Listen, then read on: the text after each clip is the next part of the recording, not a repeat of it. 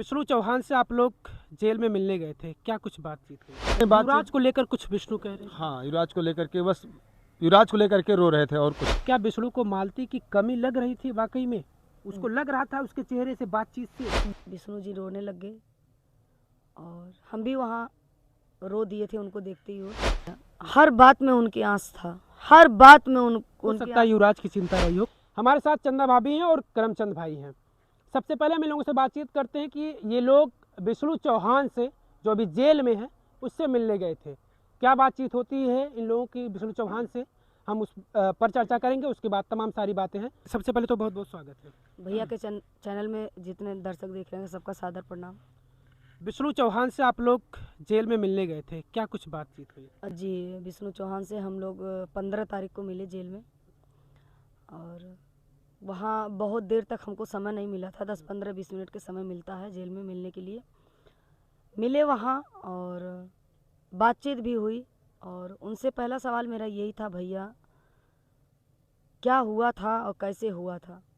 विष्णु जी रोने लग गए और हम भी वहाँ रो दिए थे उनको देखते ही। वो रोने लगे, कह रहे भाभी बस इतना जानिए मैं निर्दोष हूँ, बस इससे आगे मैं कुछ नहीं बताऊँगा और मैं दोषी रहूँगा तो मेरा सज़ा होगा और मैं निर्दोषी रहूँगा तो मैं बाहर एक दिन ज़रूर आऊँगा। और इतना लोग टांडो मचा रहे हैं, इतना लोग बात बना रहे हैं, मेरी भी बीवी गई है, मेरा भी बच्चा मुझसे अलग है, ऐसा कुछ बोल के बहुत रो रहे थे, बहुत परेशान है। जो इस तरीके से, जैसे कि आमतौर से लोग रहते हैं, खुले जगह घूमते हैं अपनी मनमानी अपने तरीके से, और वो आज कैद में है, तो जब आप लोग अंदर एंट्री करते हैं और आपकी नज़र या फिर विष्णु की नज़र आप लोगों पर पड़ती है, तो सबसे शुरू में क्या होता, क्या रिएक्शन था विष्णु का?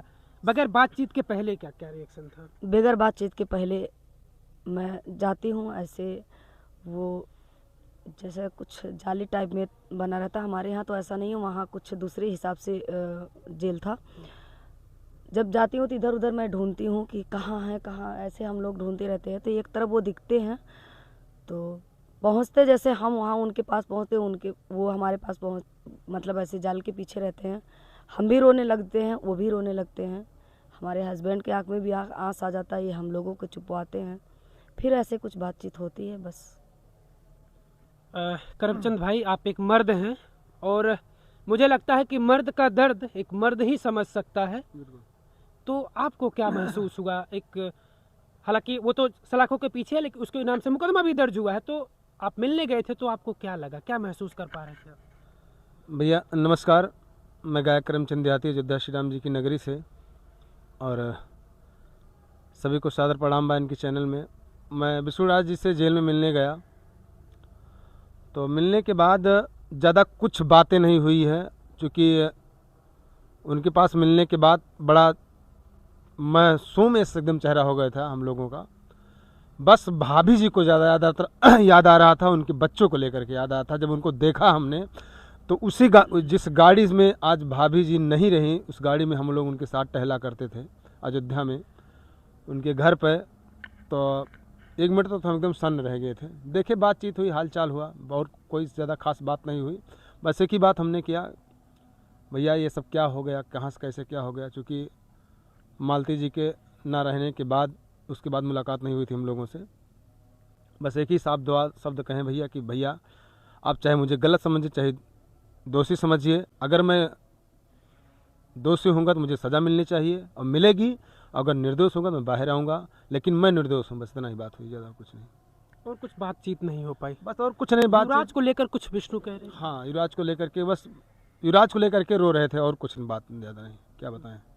युवराज को लेकर रो रहे थे। हाँ। हाल चाल आप कुछ जाना, उसने विष्णु ने कुछ हाल चाल आप लोगों से जाना कि क्या चल रहा है बाहर? क्योंकि अंदर की जो चीजें हैं वो वहीं तक सीमित है, वो जेल में, उसे कुछ नहीं पता कि बाहर चल क्या रहा है। जी बिल्कुल जाना, पूछे हैं कैसा बाहर, क्या माहौल है, क्या रिएक्शन है, क्या हो रहा है, बाबू मेरा कैसा है, वहाँ आप गई थी कि नहीं गई थी?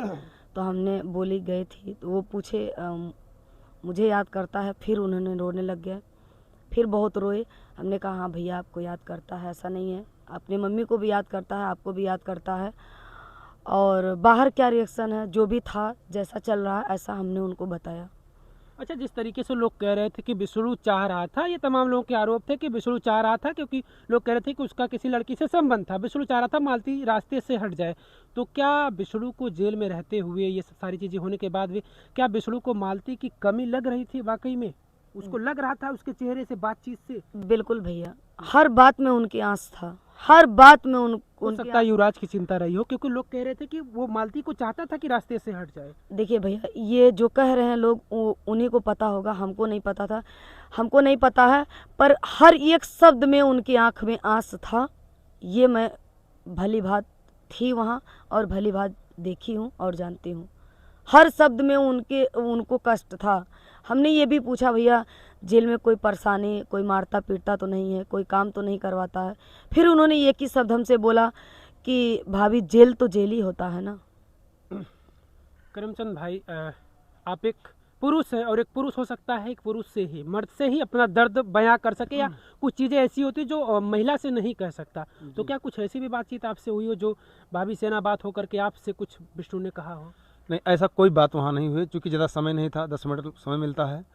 हम लोग रहे, बस हाल चाल हुई, ज़्यादा नहीं, कैसे हैं कैसे नहीं भैया, बस ज़्यादा बहुत कुछ भी उनसे ज़्यादा बात नहीं हो पाई है। और बेटे को याद कर रहा था, बाकी पूछा गया क्या हाल चाल है, बाकी कहीं ठीक है भैया, लेकिन आप जान लीजिए कि अगर एक चिड़िया को अगर पिंजड़े में बंद कर दिया जाए तो उस चिड़िया के जू से पूछिए उसको क्या बीतती है। वही कहा गया है कि चिड़ई के जू जाए लड़के खिलौना। तो पिंजड़ा ही होता है।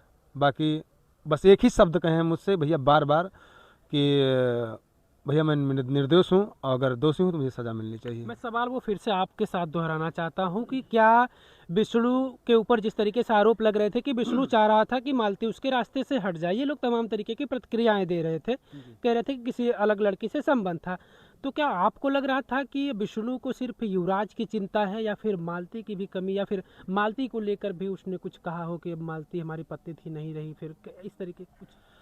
नहीं, ऐसा कुछ नहीं कहा है, बस हम लोगों ने कुछ ज़्यादा वहाँ बात ही नहीं हुई, और ना कोई बात हुई, बस हाल चाल हुई। हाल चाल होने के बाद में कष्ट है उनको, बहुत ज़्यादा कष्ट है, आँख में आंसू आ जाता है तो आप ही जान लीजिए कि कितना दर्द है।